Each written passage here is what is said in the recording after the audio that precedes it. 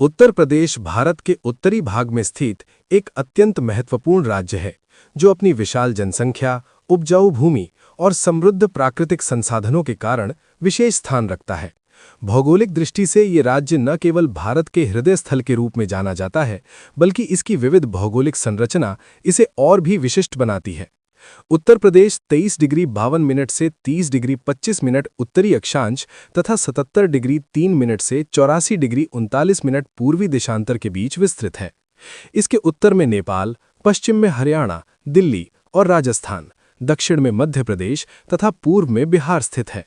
लगभग 2,40,928 वर्ग किलोमीटर क्षेत्रफल में फैला ये राज्य भारत के बड़े राज्यों में गिना जाता है और इसकी भौगोलिक स्थिति इसे कृषि, व्यापार और परिवहन के लिए अत्यंत अनुकूल बनाती है। उत्तर प्रदेश की भौतिक संरचना अत्यंत विविधतापूर्ण है, जिसे मुख्यतः 3 भागों में विभाजित किया जाता है। पहला भाग हिमालय की तलहटी में स्थित भाबर और तराई क्षेत्र है, जो राज्य के उत्तरी भाग में नेपाल की सीमा के साथ फैला हुआ है। भाबर क्षेत्र में कंकड़ पत्थर अधिक मात्रा में पाए जाते हैं, जिसके कारण वर्षा का जल जमीन के अंदर समा जाता है, जबकि इसके दक्षिण में स्थित तराई क्षेत्र दलदली और अत्यंत उपजाऊ होता है। ये क्षेत्र घने वनों और जैव विविधता से भरपूर है तथा यहाँ वर्षा की मात्रा भी अधिक होती है। दूसरा प्रमुख भाग गंगा का विशाल मैदान है, जो उत्तर प्रदेश का सबसे बड़ा और महत्वपूर्ण क्षेत्र है। ये मैदान गंगा तथा उसकी सहायक नदियों द्वारा लाई गई जलोढ़ मिट्टी से निर्मित है, जो इसे अत्यंत उपजाऊ बनाती है।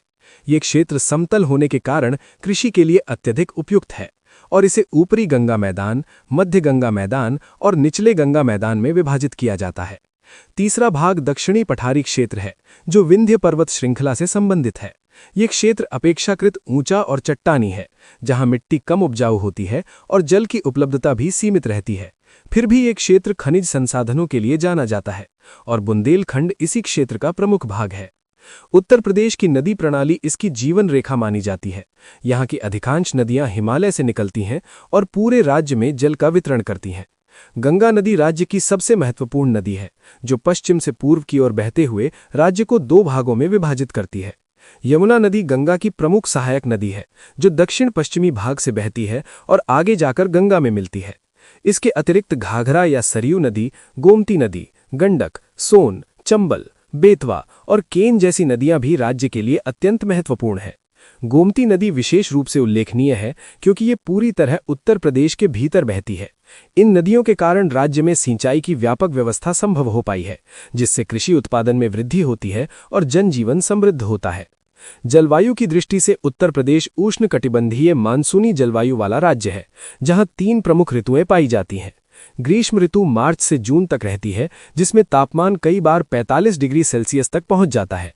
इसके बाद जून से सितंबर तक वर्षा ऋतु आती है, जिसमें दक्षिण पश्चिमी मानसून के कारण वर्षा होती है और राज्य के पूर्वी भाग में वर्षा की मात्रा पश्चिमी भाग की तुलना में अधिक होती है।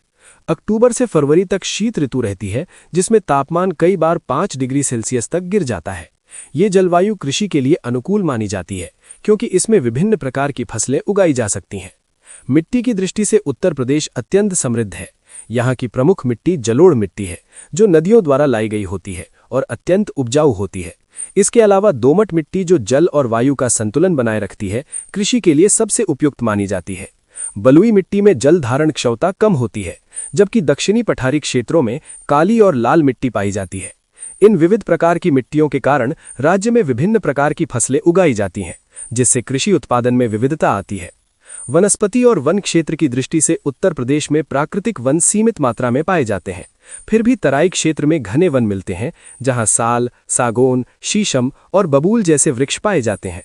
राज्य के दक्षिणी भाग में शुष्क पतझड़ी वन पाए जाते हैं। वन क्षेत्र में कमी एक गंभीर समस्या है, जिसके कारण पर्यावरणीय असंतुलन उत्पन्न हो रहा है। इसलिए सरकार द्वारा वृक्षारोपण और वन संरक्षण के प्रयास किए जा रहे हैं। वन्य जीवों की दृष्टि से भी उत्तर प्रदेश महत्वपूर्ण है।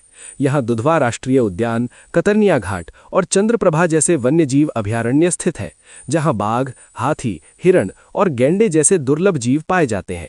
ये क्षेत्र जैव विविधता के संरक्षण में महत्वपूर्ण भूमिका निभाते हैं और पर्यावरण संतुलन बनाए रखने में सहायक होते हैं। उत्तर प्रदेश की अर्थव्यवस्था मुख्यतः कृषि पर आधारित है। यहाँ की उपजाऊ भूमि और पर्याप्त जल संसाधनों के कारण गेहूं, चावल, गन्ना, आलू, दालें और तिलहन जैसी फसलें बड़े पैमाने पर उगाई जाती हैं। सिंचाई के लिए नहरों, ट्यूबवेलों और नदियों का उपयोग किया जाता है। यही कारण है कि उत्तर प्रदेश को भारत का अन्न भंडार भी कहा जाता है। खनिज संसाधनों की दृष्टि से ये राज्य बहुत अधिक समृद्ध नहीं है, फिर भी दक्षिणी क्षेत्रों में चूना पत्थर, सिलिका और डोलोमाइट जैसे खनिज पाए जाते हैं, जिनका उपयोग उद्योगों में किया जाता है। जनसंख्या की दृष्टि से उत्तर प्रदेश भारत का सबसे अधिक जनसंख्या वाला राज्य है। यहाँ जनसंख्या घनत्व अत्यधिक है और अधिकांश लोग ग्रामीण क्षेत्रों में निवास करते हैं। नदियों के किनारे घनी बसावट पाई जाती है, क्योंकि वहाँ जल और उपजाऊ भूमि की उपलब्धता अधिक होती है। परिवहन और संचार के क्षेत्र में उत्तर प्रदेश अत्यंत विकसित है। यहाँ सड़कों का विस्तृत जाल, विशाल रेलवे नेटवर्क और कई हवाई अड्डे मौजूद हैं, जो इसे देश के अन्य भागों से जोड़ते हैं। ये राज्य व्यापार और आवागमन के लिए एक महत्वपूर्ण केंद्र के रूप में कार्य करता है। इस प्रकार उत्तर प्रदेश का भूगोल इसकी आर्थिक, सामाजिक और सांस्कृतिक संरचना का आधार है। यहाँ की उपजाऊ भूमि, विस्तृत नदी प्रणाली, विविध जलवायु और प्राकृतिक संसाधन इसे भारत के सबसे महत्वपूर्ण राज्यों में स्थान दिलाते हैं। हालांकि जनसंख्या वृद्धि, वन कटाव और जल संकट जैसी समस्याएं इसके विकास में बाधा उत्पन्न करती हैं, लेकिन उचित प्रबंधन और संसाधनों के सही उपयोग से इन चुनौतियों का समाधान संभव है। यदि इन समस्याओं पर प्रभावी नियंत्रण किया जाए तो उत्तर प्रदेश न केवल भारत बल्कि विश्व स्तर पर भी एक विकसित और समृद्ध क्षेत्र के रूप में उभर सकता है।